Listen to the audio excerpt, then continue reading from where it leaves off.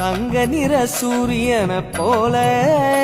பொன்னங்கி சாத்தி அமர்ந்த பிள்ளையாரே, பிள்ளையாறு பட்டியதன் மேல ஒரு நல்ல காலம் திறக்கும் பிள்ளையாரே,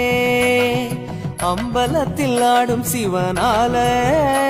சுப ஆவணியில் முளைச்ச பிள்ளையாரே,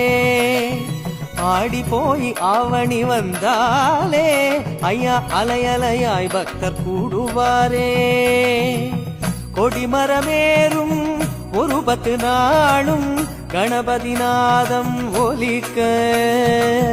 60 மூவர் உருகுதல் போல அடியவர் கைகள் குவிக்க,